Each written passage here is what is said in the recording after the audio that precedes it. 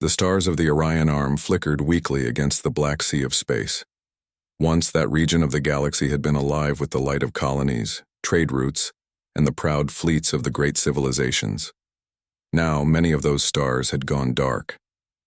Entire systems had been devoured by the enemy, entire cultures erased. The Varash swarm was unlike anything the galaxy had ever faced. They did not conquer worlds. They did not enslave people. They consumed everything. Planets once rich with oceans, mountains and forests were reduced to barren stone. Cities became craters, and fleets became drifting bones of metal. The swarm left nothing behind but silence. On the shattered world of Loranus Prime, the High Galactic Council gathered. Their chamber was vast, a dome of crystal and steel, but even its beauty could not hide the weight of despair. The counselors, leaders of dozens of races, sat in silence as the war map shifted in front of them. Red markers spread across the stars, showing where the swarm had struck, how far it had reached. Every day the red grew larger. Every day hope grew smaller. Counselor Vera of the Oran race broke the silence first. Her long silver tendrils quivered as she spoke. We have lost 6 more fleets this week. The swarm presses toward our core systems. At this pace, we will not last another year. Others murmured in agreement. General Dran of the Krask pounded the table with a heavy claw. His species were known as warriors, but even he looked tired. We have thrown everything at them, he growled. Our strongest ships, our most advanced weapons, yet the swarm adapts. Always they adapt. They learn, they change, and they come back stronger. An elder from the Lithari, beings of living crystal, spoke slowly. We are facing extinction. The swarm does not parley. It does not know fear. There is no negotiation. Only hunger. The chamber fell silent again. Everyone already knew this truth. For decades they had fought. For decades they had lost. At last, Chancellor Thalen, who presided over the council, raised his voice. He was old, his skin wrinkled, his eyes dim, but his presence still commanded respect. Then we must consider options we have avoided until now. We must consider them. The word hung in the air. Everyone knew what he meant. A cold whisper spread across the chamber. Some counselors shifted uneasily. Some hissed or clicked their tongues in disapproval. Counselor Vera's tendrils stiffened. Surely you do not mean the Terrans, the humans. Yes, Thalen said simply. The room erupted in voices. They are unstable, one shouted. They would bring more chaos than order, cried another. They were exiled from our councils long ago, too violent, too unpredictable. But General Dran leaned forward, his eyes narrowing. And yet, they survive, do they not? While we crumble, their species still stands. Why is that? A quiet fell again. No one liked speaking of the humans. They were a strange race, small in number compared to the great empires, yet always fierce, always stubborn. Many civilizations had once feared them, not because of their weapons, but because of how they thought, reckless, bold, willing to risk everything.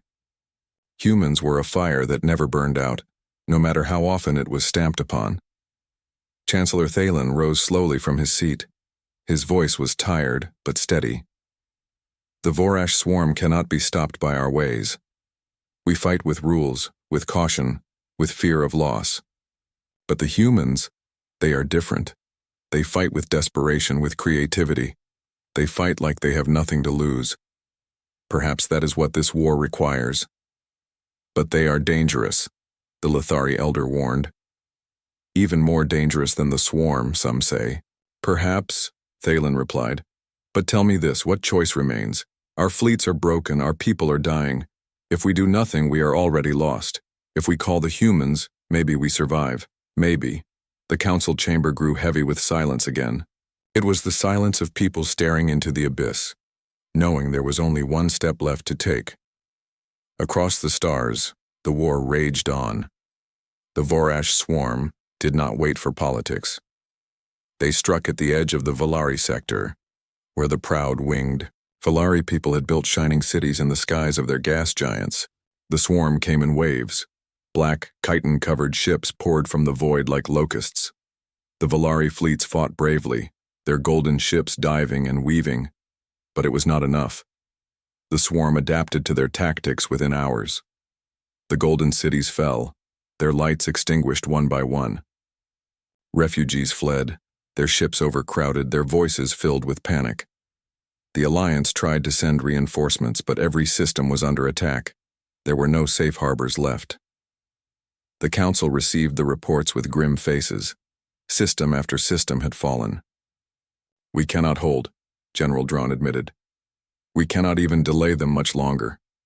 At last, Chancellor Thalen raised his staff and struck it against the floor. "Then it is decided. We will send a final call, not to allies, not to friends, but to the most dangerous species we know." The mission was given to Captain Relin, a veteran of too many battles. His ship, the Starward Flame, was damaged, its hull scarred by swarm fire, its crew weary. Still, he accepted without hesitation. When he received the order, his first officer whispered in shock, "Humans? Truly? After all these years avoiding them?" Relin stared out the viewport, watching a distant star swallowed by darkness. "We have no hope left. If humans are truly as dangerous as the Council fears, then perhaps they are exactly what we need." The journey to Sol system was long. The Starward Flame limped across the stars, avoiding swarm patrols, hiding in the shadows of nebulae. The crew whispered nervously about the mission. Many had never seen a human. Many believed the old stories, that humans were wild beasts dressed in flesh, that they would fight over nothing, that they would burn down their own homes before surrendering them. At last, after weeks of travel, the ship emerged into the quiet space around a yellow sun. Blue and green shone below, a world full of life. Earth. Captain Reland stared at it in silence. For all the stories, he had not expected beauty. Oceans glittered like sapphires, clouds drifted like white paint across a vast canvas, and beneath it billions of humans lived, unaware of how close the galaxy was to ending. The crew whispered again. "Will they even listen to us? Or will they turn us away? Or worse, accept and bring their chaos to us all?" Reland said nothing.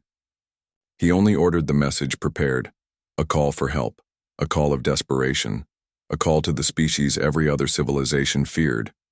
With no hope left, they sent their plea to Earth. The message traveled down to human space stations, then to Earth itself. In the halls of power, humanity's leaders gathered, their screens filled with the faces of alien delegates begging for aid.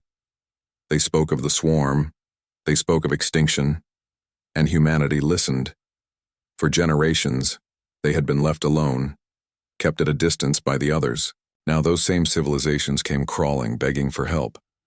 Many human leaders frowned. Many asked the same question. Why should we risk everything for those who once feared us? But then, the recordings of swarm attacks played. Images of planets stripped to lifeless stone, refugee ships crammed with the dying, children with nowhere left to go. The humans went silent. Not because they were unmoved, but because they recognized something. The swarm was not just a galactic threat. It was an enemy to existence itself. And deep within their hearts, humans understood one thing better than most. When faced with extinction, you fight with everything you have. The skies above Earth were calm, but inside the Great Hall of Geneva Station, tension ran like fire through the veins of everyone present. Humanity's leaders sat around a long table of steel and glass. Generals, admirals, scientists, and diplomats filled the seats. At the far end, a large display showed the faces of alien delegates. Thin, tall Orin, glowing Lithari, armored Krask, and others that most humans had only read about in reports. The Alien Council had pleaded their case. They had admitted their war was nearly lost, that the swarm had already swallowed hundreds of star systems, and then they had asked for something no alien had ever asked of Earth before: help. The hall was silent. Admiral Marcus Hale, a broad man with streaks of gray in his hair, broke the stillness. You avoided us for centuries, he said, his voice steady. You called us reckless, dangerous, too unstable to be trusted. Now you ask us to fight your war for you? Counselor Vera of the Orin lowered her silver tendrils in shame. We admit our fear kept us distant, but fear is not survival. If you do not help, the swarm will come for you as well. You will face them alone. General Drawn of the Krask leaned forward, his heavy jaw clenched. We do not come as masters. We come as beggars. We come because you are the only ones left who may stand against them. The humans looked at one another. For generations, they had prepared for war against unknown threats. They had built fleets, trained soldiers, and advanced their weapons, but never had the galaxy called upon them, not until now. At last, President Elena Cade, Earth's elected leader, stood. Her voice carried calm authority. You ask us to fight, but understand this, we do not fight half-hearted wars. If we join, we fight to win, and when we fight to win, we do not stop until the enemy is broken. Her words made some alien delegates shiver. They had heard the old tales of human wars, of how humans never surrendered, of how they fought with desperate fury even when all seemed lost. Will you accept our answer? She asked. Chancellor Thalen, frail and weary, spoke for them all. We will accept anything, even fire if it saves us from the swarm. Within days, humanity mobilized. Across Earth's skies, military fleets launched. Sleek warships rose from oceans and deserts, piercing through the atmosphere to join armadas. In orbit, shipyards that had long stood silent roared to life, forging weapons and engines at record pace. Troops assembled in vast formations, their boots echoing across training grounds, their chants shaking the air. But humanity did not only send soldiers. They sent doctors, engineers, and builders. Where alien refugees drifted through the stars, humanity sent supplies. Where broken fleets struggled, humanity offered repair crews. It was not only a war of weapons, it was a war of survival. And survival required more than just soldiers. The galaxy watched in awe as humans worked with a speed that seemed almost impossible. Within weeks, fleets of steel-gray warships moved to the front lines. The Starward Flame, the ship that had carried the desperate message to Earth, was there to meet them. Captain Relin stood on his bridge watching as human ships arrived. His crew whispered nervously, still unsure of what to expect. The first human flagship approached, its hull sharp and angular, bristling with weapons. A message came across the channel, a voice deep and steady. This is Admiral Marcus Hale of the United Terran Navy. We have heard your call. We are here to fight. Relin stared at the display. The Admiral's eyes were cold, but behind them burned something fierce, something relentless. For the first time in years, Relin felt a spark of hope. The humans wasted no time. They demanded access to every battle record, every detail of swarm behavior, every map of swarm movements. Their scientists and tacticians pored over the data, with hunger. What struck the aliens most was how humans approached the war. The Council's fleets had always fought with caution, preserving ships, retreating when losses became high. Humans did the opposite. They studied the swarm not with fear but with excitement, as though it were a puzzle to be solved. They learned quickly, General Drawn admitted after watching them. Far too quickly. The first test came sooner than expected. A swarm force had been detected moving toward the ruined Valari system. The Alien Council planned to retreat knowing they could not face it, but Admiral Hale disagreed. If you retreat every time they move, he said, his tone firm, you'll lose everything. You must hit them. Hard. Show them pain. They are the swarm, protested the Lithari elder. They do not feel pain. Hale's lips curved into the faintest smile. Then we'll teach them. The fleet gathered near the Valari system. Human ships took the lead, their designs unfamiliar to the Alliance. Smaller than Krask war cruisers, less elegant than Orin vessels, but built with brutal purpose. Rows of cannons lined their hulls. Missile bays opened like jaws ready to bite. The rear swarm arrived, their black insect-like ships spreading across the void. They outnumbered the humans 3-1. The Alliance commanders whispered in fear, expecting Hale to retreat. But the Admiral stood firm. "All ships," he ordered. "Advance." The battle began. Swarm ships swarmed like predators, forming dense clouds meant to overwhelm. But the humans did not meet them head-on. Instead, their ships darted into the swarm, weaving through enemy formations, firing missiles at close range, detonating them where they would cause the most chaos. They fought with reckless bravery.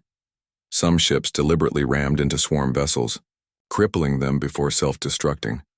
Others feigned retreat, luring swarms into traps where waiting cruisers unleashed devastating broadsides. The aliens watching were stunned. "They sacrificed their own ships," cried Counselor Vera. "No," Captain Relin murmured, his eyes wide. "They sacrifice willingly, because they know it will hurt the enemy more than it hurts them." For hours the battle raged. Human tactics shifted constantly.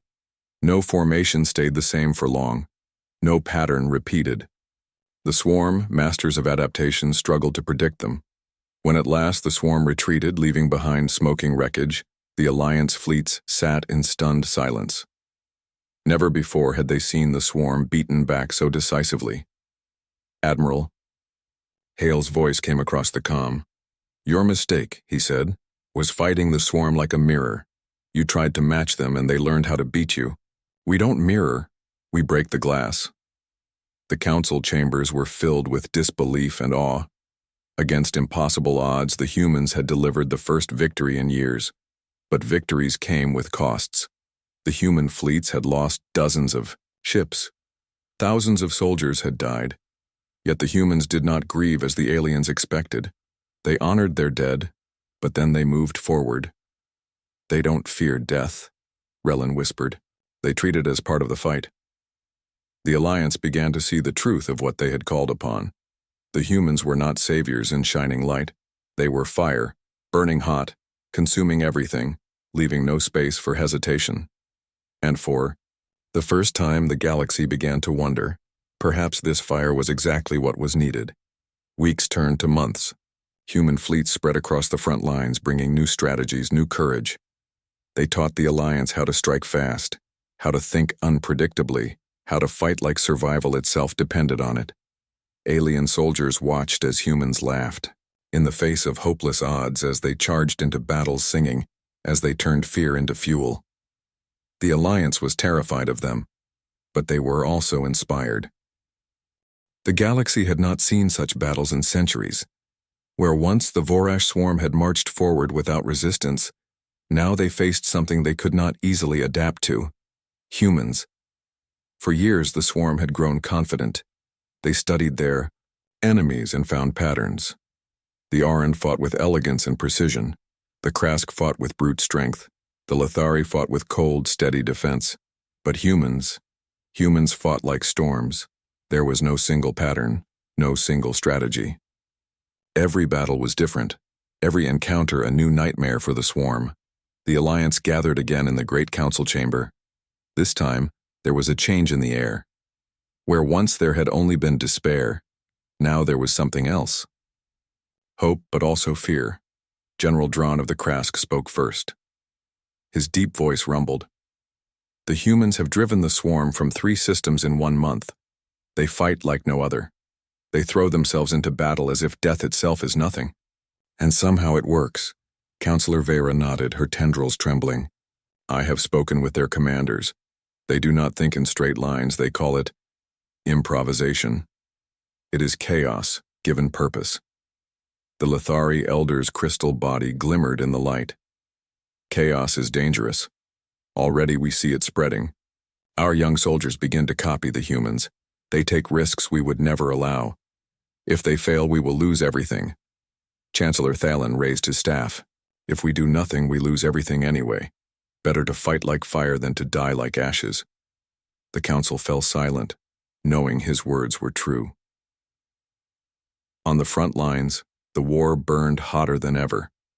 At the edge of the Persean Rift, a massive swarm fleet descended upon the colony of Toria. The Vorash came in clouds of black, their chitin ships blotting out the stars. The Taurian defenders, a small group of Orin and Krask warships, prepared for the end. But then, a human fleet arrived. Admiral Hale stood on the bridge of the Iron Vow, his eyes locked on the tactical display. "Status?" he asked. "Enemy ships?" 400, his officer replied. "Our fleet? 120. A lesser commander might have ordered retreat. Hale did not. "Good odds," he said calmly. The crew gave grim smiles. They had heard him say it before. It meant the fight was about to begin. The battle erupted. Human ships did not form neat lines. They scattered like wolves hunting prey. Frigates darted in and out, striking weak points and vanishing before the swarm could surround them. Cruisers charged straight into enemy formations, firing all weapons, then split apart to strike from unexpected angles. The swarm tried to adapt, but every time they thought they understood, the humans changed again. At one moment, the humans fought with precision, coordinated strikes, perfect timing. The next moment, they broke into madness, ships attacking in pairs or alone as if every pilot had their own plan. Alien allies watching the battle were stunned. To them, it looked like chaos, but the results were undeniable. The swarm bled. Their ships cracked and burned. Admiral Hale gave orders with iron calm. Frigate Group 2, faint retreat, then cut through Sector 7. Cruiser Wing, prepare ramming protocols if shields fail. Destroyers, target their carriers. Don't let them spawn reinforcements. Every order carried risk. Every order asked for sacrifice. And the humans followed without hesitation. When the battle ended, half the human fleet was gone. But the swarm was shattered. For the first time, the colony of Toria survived an assault. Refugees cheered in the streets. Alien soldiers whispered in awe. The humans had done the impossible again. But victory carried a shadow. In the aftermath, Captain Relin of the Starward Flame walked through a human medical bay. He saw soldiers lying on beds, bandaged, burned, yet still smiling. Some were missing limbs, yet they joked with one another. Relin shook his head. "You smile after this? After losing so much?" One wounded Marine grinned at him. "We're alive, aren't we? That's reason enough. Besides, if we died, we'd have taken plenty of those bugs with us." Raylan could not understand it. Among his own people, such losses would have broken morale. Among humans, it seemed to strengthen them. They carried scars like trophies. They laughed at death as if it were an old friend, and Raylan realized why the galaxy had always feared them. Humans were not just fighters, they were survivors. As the weeks turned to months, more victories came. The humans taught the Alliance new tactics, how to strike fast and vanish, how to use deception, how to make the enemy doubt. A crass commander once complained during a briefing. "This is not war," he growled. "This is trickery." A human officer only smiled. "Call it what you want. The swarm doesn't care. All they know is that we keep winning." The Alliance began to change. Orin pilots learned to fight with human daring. Krask soldiers learned to use speed instead of only strength. Even the Lithari, who had always been steady and slow, began to take risks.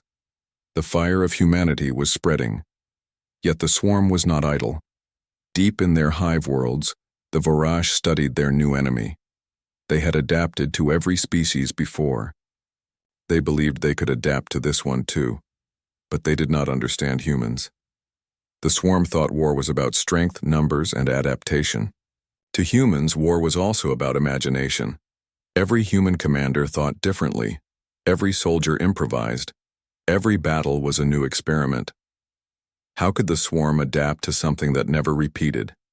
One of the most famous battles came at the Black Hollow Nebula. The swarm had gathered a massive fleet, enough to crush the Alliance once and for all. The humans proposed a trap. They lured the swarm into the nebula, where ion storms fried sensors and twisted navigation. The Alliance Council called it suicide. Admiral Hale only smiled. Perfect hunting ground. The battle lasted 2 days. Swarm ships stumbled blindly in the storms, while humans darted between lightning strikes, striking and vanishing. Mines, hidden in the clouds, tore through their ranks. In the end, the swarm lost nearly their entire fleet. It was a victory so shocking that the council chamber erupted in celebration. Entire species sang in joy. For the first time, the swarm had truly been beaten in open war, and yet the aliens also looked at the humans with unease. If they could do this to the swarm, what could they do to others should they choose? Back on Earth, President Elena Cade addressed her people. Her voice was broadcast across the galaxy. We were called dangerous, we were called reckless, and perhaps we are. But in this darkness, danger is what the galaxy needs. Recklessness is what keeps us alive. If survival demands fire, then we will burn brighter than the swarm itself. Her words spread far beyond Earth. To the broken colonies, she became a symbol of hope. To the swarm, she became a name of fear. In the council, the Lithari elder spoke, quietly to Chancellor Thalen. We called upon a dangerous species. They have saved us. But what comes after the war? Can fire be contained once it is unleashed? Thalen looked out the window at the stars where human fleets now burned bright in the void. That is a question for tomorrow, he said. For today, we live. And so, the galaxy watched as humanity spread across the warfront. Every battle was unpredictable. Every victory carried a cost. But no matter the losses, the humans never stopped. The Vorash swarm had finally found an enemy it could not understand. The most dangerous species had been unleashed. The war burned across the stars like a wildfire. Wherever humans fought, the swarm bled. Systems once thought lost were retaken. Refugees returned to rebuild their shattered homes. The galaxy whispered in awe. Humanity had become the weapon the swarm could not adapt to. But victory was never free. For every system saved, dozens of human ships were lost. For every battle won, thousands of human soldiers never returned. In the medical stations orbiting the Velari moons, the true cost could be seen. Rows of beds stretched endlessly, filled with human wounded. Some had lost arms, some legs, some their sight. Yet even as they lay broken, they laughed, they sang, they promised to fight again once healed. To the aliens, it was terrifying. To the humans, it was simply survival. Admiral Marcus Hale stood on the bridge of the Iron Vow. His fleet had just returned from another victory, a victory paid for with the lives of 20,000 men and women. He looked tired, his eyes shadowed, but his voice remained steady. We can't keep bleeding like this, his first officer whispered. We don't have to, Hale replied. If we end it fast enough. In the great council chamber, the Alliance gathered once again. The room was filled with tension. Reports of victories had brought hope, but reports of casualties had brought fear. Councillor Vera spoke first. Her silver tendrils curled with unease. The humans fight like fire, yes, but their fire consumes even themselves. If they burn out before the swarm falls, we will be left defenseless once more. The Lithari elder's voice rang softly, his crystal body shimmering. We must find another way. There must be a solution that does not demand endless sacrifice. Admiral Hale was present, standing tall despite his weariness. His gaze swept across the council. There is another way, he said. But you won't like it. The room fell silent. We end this war, Hale continued, not by fighting swarm fleets forever, not by winning system after system. We end it by cutting off the head. You mean, Chancellor Thalen began. Yes, Hale said. The Hive World. Gasps echoed through the chamber. The Hive World was legend. It was the heart of the swarm, the place where their queens and broodlords spawned their endless armies. To attack it was madness. General Drawn of the Krask slammed his fist on the table. That world is death itself. Its defenses are unmatched, its fleets are unending. No one has ever reached its surface alive. Exactly, Hale replied calmly. That's why they think it can't be touched. That's why it must be touched. Councillor Vera shook her head. You would risk everything on one reckless strike? You would gamble the survival of every species? Hale's eyes hardened. We are already gambling survival every day we fight. Every battle costs us more lives. If we do nothing, the swarm will eventually recover. They will adapt. And when they do, even humanity will fall. The only chance we have is to strike them where they cannot afford to lose. The chamber erupted in arguments. Some shouted that it was impossible. Others whispered that it was their only hope. At last, Chancellor Thalen raised his staff. Let the humans speak. Let them present their plan. The humans revealed their strategy. A massive fleet would launch a feint, drawing the swarm's main forces away from their hive world. Meanwhile, a smaller strike group, fast, armed to the teeth, willing to risk everything, would dive straight into the swarm's heart. Their goal: destroy the central hive mind structure that connected the swarm across the galaxy. If the hive mind fell, the swarm would lose its coordination. It would fracture into chaos. The war could finally be won, but the risks were immense. The strike fleet would likely never return. The council argued for hours. The Lithari called it madness. The Krask called it dishonor to fight with deception. The Auran called it too costly, but Admiral Hale only said, "There is no safe path left, only victory or extinction." Back on Earth, President Elena Cade addressed her people once more. Her speech was short, but every word carried weight. The swarm has taken much from us. It has taken worlds, lives, and futures. But we are not creatures who bow. We are not prey to be devoured. We are humanity, and we will strike back. If survival demands sacrifice, then we will sacrifice. If victory demands courage, then we will be courageous. And if the galaxy needs fire to survive, then let us burn brighter than ever before. Her words traveled across the stars. To humans, they were a call to arms. To the Alliance, they were a reminder of why they had called the most dangerous species. Preparations began. Shipyards on Earth worked without rest, building faster and deadlier vessels. Engineers crafted weapons that bent the rules of physics: massive rail cannons, cloaked drones, plasma warheads. Scientists pored over swarm biology, searching for weaknesses in their hive mind structure. Soldiers trained harder than ever before. Many knew they would not return from the coming strike, yet they volunteered without hesitation. When alien officers asked why, one human captain answered simply, "Because someone has to finish this." In the shadows of a ruined moon, the strike fleet assembled. Hundreds of ships, sleek and bristling with weapons, ready to dive into the most dangerous mission in history. Admiral Hale walked through the hangars, speaking with his soldiers. He did not offer promises of survival. He offered only truth. "This mission may cost us everything," he told them. "But if we succeed, the galaxy lives. If we fail, at least we fail fighting. That is all anyone can ask." And the soldiers, men and women from every corner of Earth, saluted with pride. Meanwhile, in the council chamber, fear gnawed at the Alliance leaders. Councillor Vera whispered to Chancellor Thalen, "We have given our fate to them, to a species we once shunned, to fire that may consume even us." Thalen's voice was quiet. "Better to be consumed by fire than swallowed by the swarm." The Lithari elder murmured, "But what if the fire never goes out?" Thalen did not answer. On the eve of the mission, the swarm struck again, this time at the Auran homeworld. A fleet of black ships descended, overwhelming defenses. Cities burned, skies filled with ash. The council despaired, believing the Auran would fall. But the humans diverted part of their strike fleet, hurling themselves into the battle. Against all reason, they turned the tide once more, saving millions of Auran lives at the cost of thousands of their own. Councillor Vera wept when she heard. Her people were alive because of the humans' sacrifice.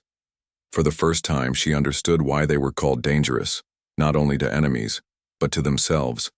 They gave everything, always. As the strike fleet prepared for departure, whispers spread through the galaxy. Refugees prayed for the humans. Soldiers of other species painted Terran symbols on their armor for luck. Children asked their parents if the humans would win. And in the heart of the swarm, the hive mind stirred uneasily. For the first time in its long existence, it sensed something it did not fully understand.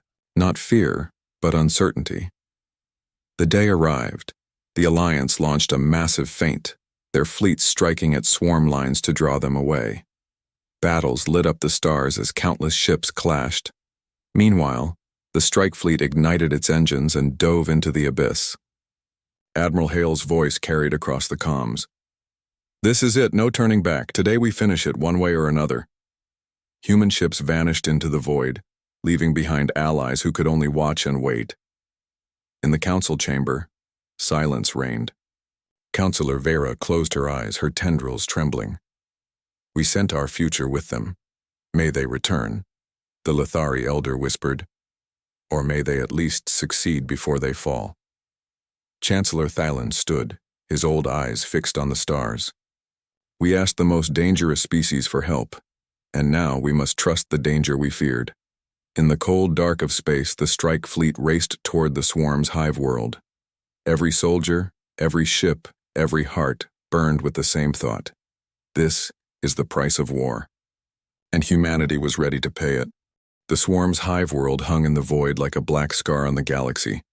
Clouds of toxic gas swirled around jagged mountains, and the dark oceans reflected the endless stars like broken glass.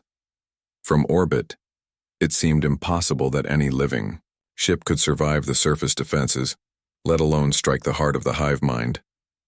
Admiral Marcus Hale stared at the display aboard the Iron Vow. His fleet had shrunk drastically on the journey here. Many of their ships had been lost to ambushes, mines, and the deadly graviton storm surrounding the planet.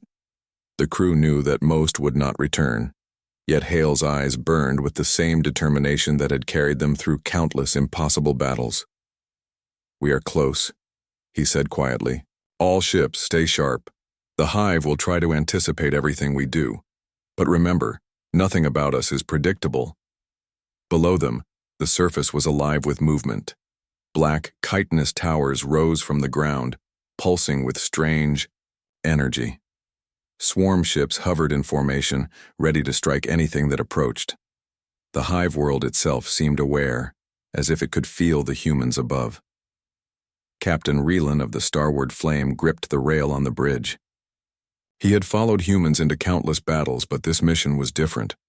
Every calculation, every strategy had been tested in theory, but none could predict what awaited them here. "Status, Lieutenant?" he asked. "Surface defenses online," the officer replied. "Swarm fleets ready. Atmospheric storms increasing.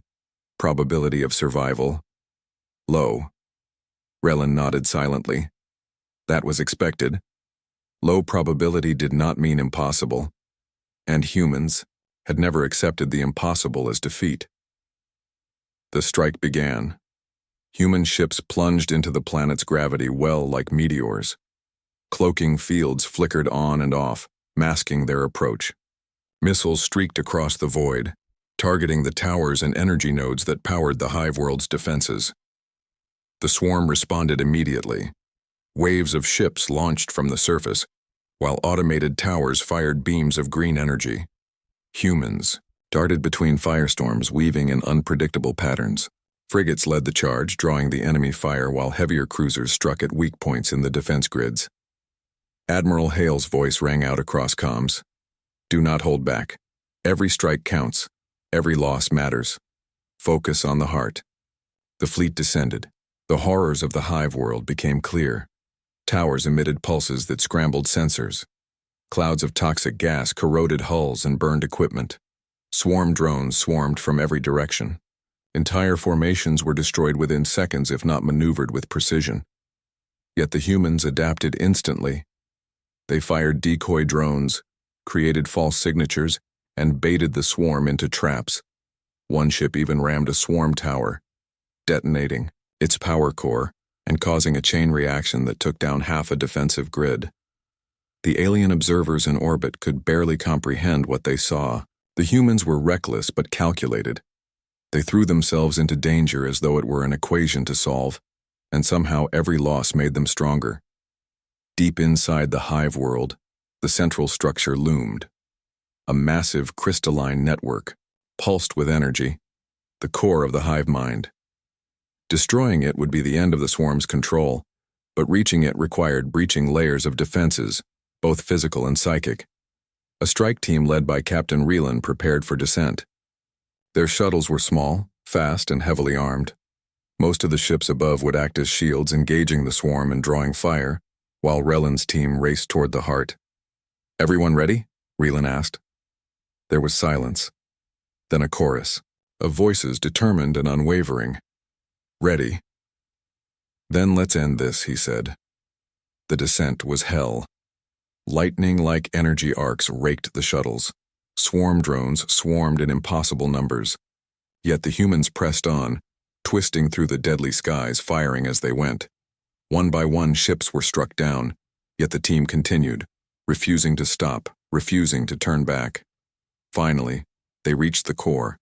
It was massive, alive, and terrifying. Pulsing energy flowed through crystalline nodes, connecting the entire hive world in a single consciousness. The hive mind itself seemed aware of their presence, shifting, attacking with waves of psychic energy and drones simultaneously. Relan's team landed. Explosives were deployed, plasma charges placed at critical nodes. The humans moved with precision, even as the swarm lashed out. Several were struck down, yet each fallen soldier made space for the next to continue. "Almost there," Relan said, bloodied and burned, but steady. Outside, the orbital fleet continued to fight with everything they had. Human ships danced through, the swarm's attacks engaging and retreating, creating openings for the strike team. Alliances watched, terrified and inspired. Never had they seen such courage, such unwavering determination. "It's madness," Counselor Vera whispered. "They cannot survive this." "No," Chancellor Thalen replied softly, "but perhaps they do not need to. Perhaps they only need to succeed." Relan reached the final node. He set the charges, knowing the hive mind would collapse the instant they detonated. A swarm queen emerged, a massive creature of black chitin and energy attempting to defend the core. Relan engaged it, buying precious seconds for his team. The explosion was catastrophic. The hive mind's crystalline network shattered. Energy pulses tore through the planet. The swarm's ships faltered, disorganized and confused. Across the galaxy, communications with swarm-controlled fleets began to fail. Without their central intelligence, the swarm could no longer coordinate. The orbital fleet saw the results immediately. Swarm ships turned on each other, some crashing into the planet, others drifting aimlessly in space. Human ships pressed their advantage, cutting down what remained. The galaxy erupted in disbelief. Against all odds, the swarm was defeated. Their armies were fractured, their leaders dead or disconnected. Humanity had done what no other species could, but victory came at a price. Many ships never returned. Thousands of humans had given their lives. Captain Relan and his strike team were battered, burned, and exhausted. Several of his team did not make it back to orbit, yet when the survivors returned, they were hailed as heroes. Not for glory, but for the fact that they had saved the galaxy itself. Back in the council chamber, silence reigned. For the first time in decades, there was no fear, no despair, only astonishment. Counselor Vera spoke finally. "We called the most dangerous species," and they answered, "We owe them everything." General Drawn nodded slowly. "They are fire we cannot control, but they are also fire that saves us." Chancellor Thalen's voice was quiet, but firm. "We have learned something today. Sometimes the most dangerous species is the one the galaxy needs most." On Earth, President Cade addressed her people once more. Her eyes burned with pride. The swarm believed it could consume the galaxy. It believed no one could stand against it. They were wrong.